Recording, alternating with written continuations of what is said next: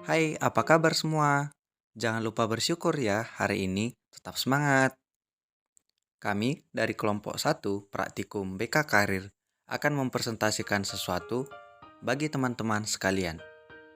Terlebih dahulu, kami akan memperkenalkan diri kami masing-masing.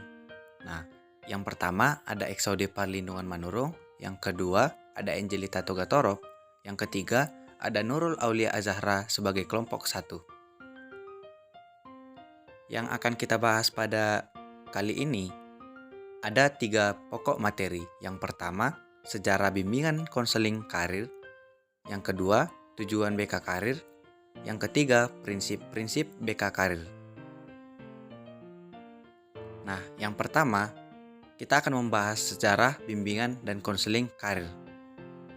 Bimbingan konseling karir bermula dari istilah vocational guidance yang dipopulerkan oleh Frank Person pada tahun 1908. Frank Person dikenal sebagai bapak bimbingan ketika itu, yang berhasil membentuk suatu lembaga yang bertujuan untuk membantu anak-anak muda dalam memperoleh pekerjaannya. Dan itulah yang menjadi awal muasal bagaimana sejarah bimbingan konseling karir dapat berkembang dengan baik hingga pada saat ini. Yang kedua, yang menjadi poin penting dalam perkembangan sejarah bimbingan konseling karir adalah pada masa tahun 1908, bahwa bimbingan karir dipandang sebagai proses untuk mendapatkan pekerjaan dengan cara mencocokkan ciri-ciri dan faktor diri individu dengan ciri-ciri dan faktor pekerjaan yang ada di lingkungannya. Pada awalnya, penggunaan istilah vocational guidance lebih merujuk pada usaha membantu individu dalam memilih dan mempersiapkan suatu pekerjaan, termasuk di dalamnya berupaya mempersiapkan kemampuan yang diperlukan untuk memasuki suatu pekerjaan. Agar kita lebih memahami mengenai sejarah bimbingan dan konseling karir, kita juga dapat melihat pada buku yang ditulis oleh Frank Person sendiri yang berjudul Casing a Vocational. Di sini diceritakan bahwa terciptanya bimbingan konseling karir berawal dari keterkaitan individu dan pekerjaan yang memiliki keterkaitan antara keduanya. Setelah kita memahami hal tersebut, kita juga harus memahami bagaimana sejarah bimbingan konseling karir di negara kita sendiri. Nah, pertama kali di Indonesia, bimbingan konseling karir dikenal pada tahun 1968 yang dituangkan melalui kurikulum SMA Gaya Baru. Dalam pengimplementasiannya, bimbingan konseling karir semakin dirasakan pentingnya dalam mendukung perkembangan siswa secara optimal, sehingga posisi dan urgensinya ditegaskan dalam kurikulum 1975.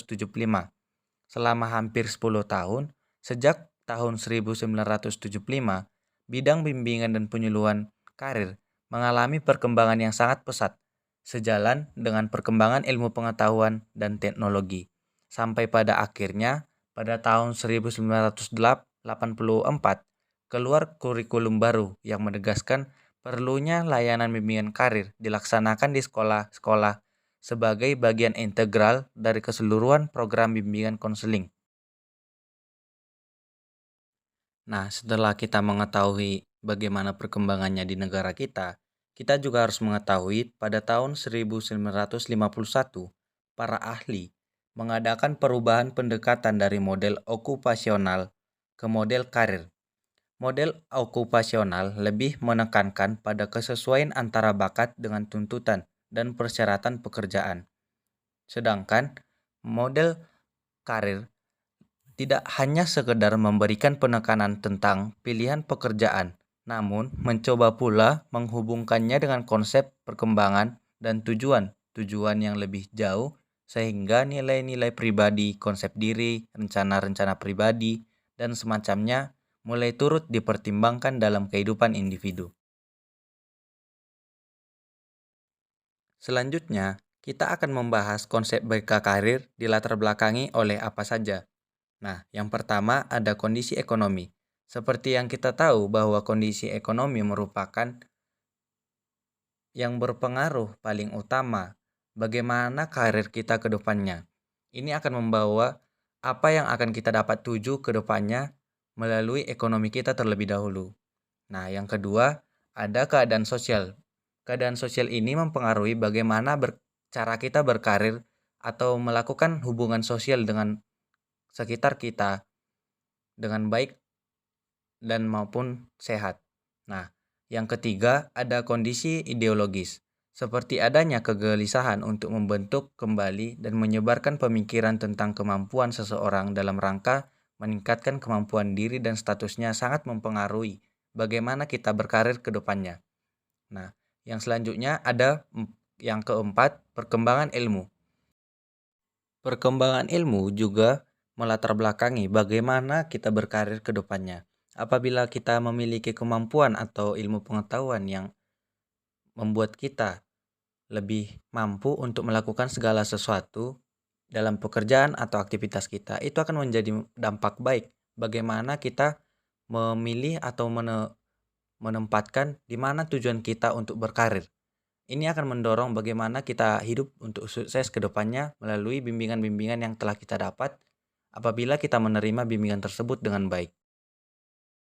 Nah, sekarang kita akan memasuki apa saja yang menjadi tujuan bimbingan dan konseling karir.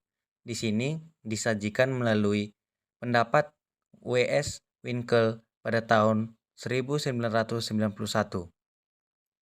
Nah, yang menjadi tujuan bimbingan konseling karir adalah yang pertama, memahami sisi dunia kerja serta faktor-faktor yang perlu dipertimbangkan untuk memilih program atau jurusan secara tepat. Yang kedua, memiliki sifat positif terhadap diri sendiri serta pandangan yang objektif dan maju terhadap dunia kerja. Yang ketiga, membuat keputusan yang realistis tentang karir yang dipilih sesuai dengan kemampuannya. Nah, hal inilah yang menjadi tujuan bimbingan dan konseling karir yang diterapkan dalam program bimbingan konseling di sekolah maupun oleh konselor pada pelayanan setiap konselingnya.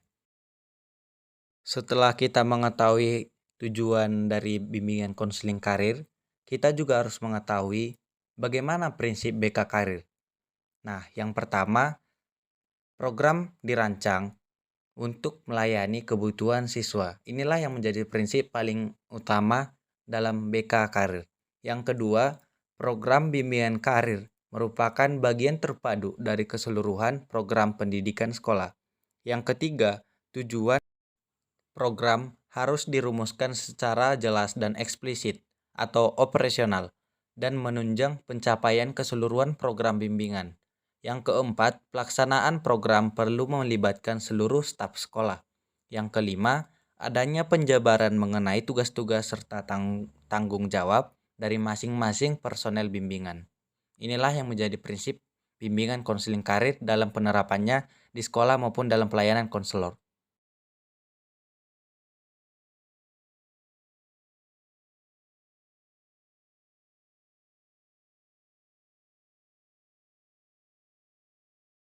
Setelah kita mengetahui, memahami bagaimana sejarah, tujuan, dan prinsip bimbingan konseling karir, beserta konsep yang melatar belakangi bimbingan konseling karir itu, kita juga harus mengetahui bimbingan karir adalah kegiatan bimbingan yang diberikan kepada siswa untuk memilih, menyiapkan diri, mencari, dan menyesuaikan diri terhadap karir yang sesuai dengan minat, bakat, dan kemampuannya sehingga dapat mengembangkan dirinya secara optimal, sehingga dapat menemukan karir dan melaksanakan karir yang efektif dan memberi kepuasan dan kelayakan.